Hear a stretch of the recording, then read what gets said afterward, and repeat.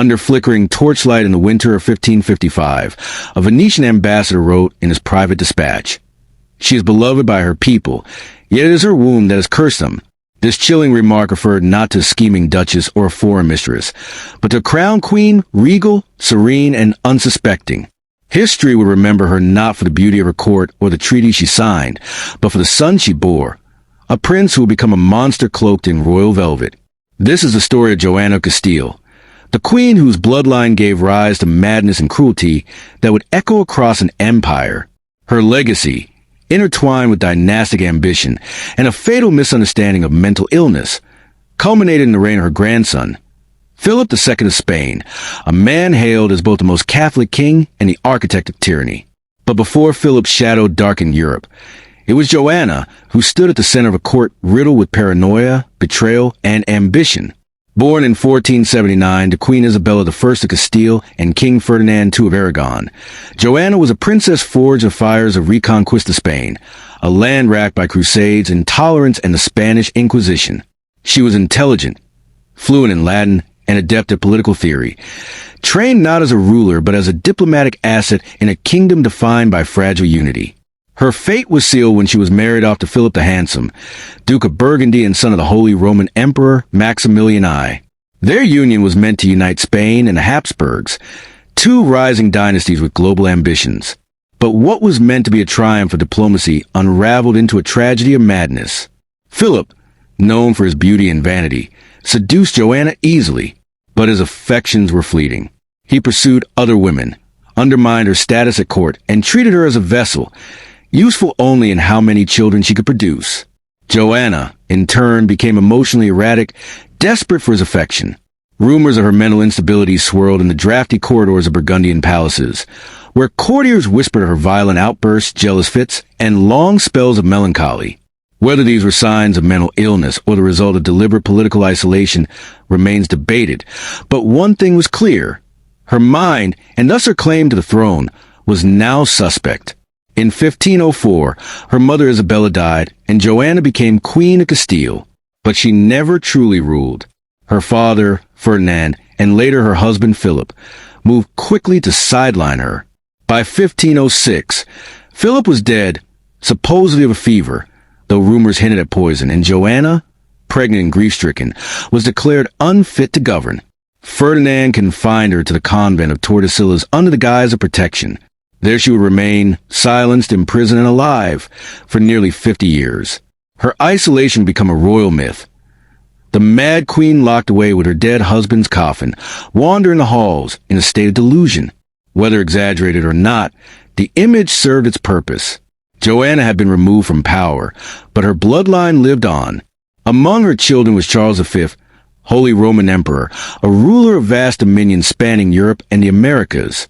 Charles was calculating, devout, and often ruthless, a product of empire, not sentiment.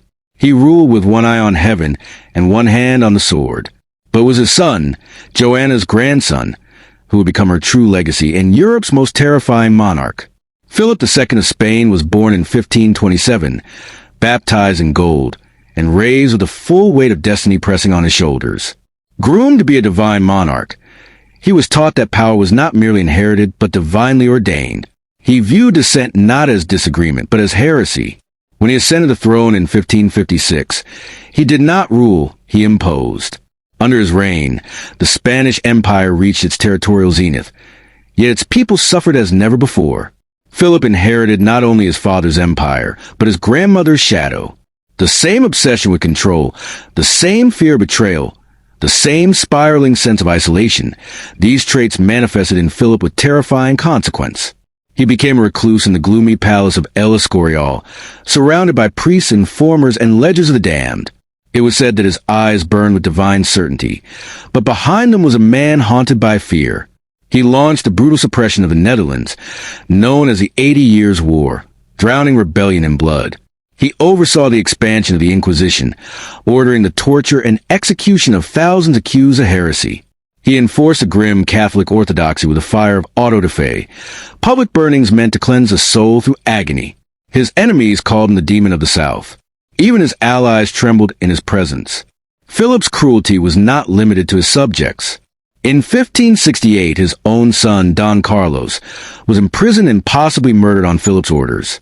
Don Carlos, unstable, violent, and paranoid, was another echo of Joanna's troubled lineage. He had been groomed as heir, but increasingly showed signs of madness. Philip, fearing insurrection or humiliation, had his own son locked away in solitary confinement. He died 6 months later under mysterious circumstances. The official cause, natural illness, but many suspected poison. The court was silent. Letters were intercepted. Chroniclers were bribed. The truth was buried beneath official decrees and sacred oaths. But the people whispered and foreign ambassadors wrote in coded letters. The king had slain his own blood. What Philip feared most, the madness of his line, had returned to haunt him. In his solitude at El Escorial, he turned ever more toward God, as if penance could undo the sins of a poisoned dynasty.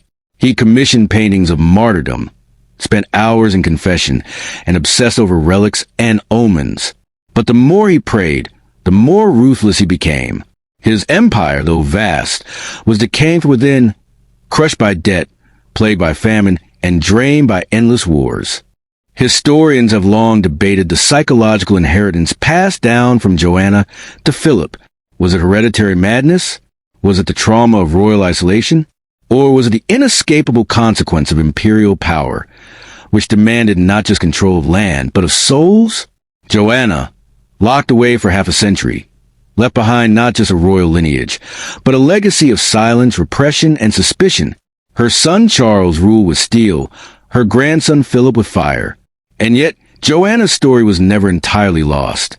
In secret letters smuggled from Tordesillas, she occasionally wrote with lucidity and sorrow, questioning why she was held, pleading to see her children, lamenting the power she never wielded.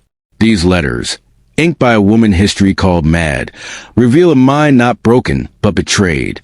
She had been born into a world where power was guarded by men, and women were useful only as vessels, of heirs, of alliances, of dynasties. And when she proved inconvenient, she was erased. But the fruit of her womb could not be hidden. In Philip, the world saw both divine monarchy and absolute tyranny. In his hand was a scepter, behind his smile, a dagger. He married 4 times, lost 2 wives young, and buried more children than he crowned. His most famous defeat, the sinking of the Spanish Armada in 1588, marked the decline of Spanish dominance. But the true tragedy had long been unfolding in the minds of his own bloodline. Philip died in 1598 after a slow, agonizing illness, his body covered in ulcers, his soul tormented by what he believed was divine judgment. He left behind a crumbling empire and a lineage forever associated with despotism, fanaticism, and psychological decay. And Joanna, the queen who had once ridden beside her husband's coffin, locked behind monastery walls, still remained a mystery. She died in 1555, never freed, her legacy rewritten by those who feared what she might have become. But the son she bore and the grandson he sired shaped an era of blood and iron. In the grand palaces of Madrid and the quiet archives of Valladolid, fragments of her letters still remain, documents inked in the dim candlelight of confinement. They speak of pain, of longing, of a woman undone not by madness, but by power. History remembers monarchs in terms of victories and defeats, treaties and wars. But behind every crown lies a soul, and sometimes that soul casts a shadow. Joanna of Castile, once Queen of Spain, gave birth to a lineage that would haunt Europe for over a century. Her story is not just one of personal tragedy, but a warning of what happens when power corrupts not only nations, but the very blood of those who rule them. In the end, the queen gave birth to a monster. But the monster was not born. He was made in silence, in suspicion, and in the suffocating embrace of royal power.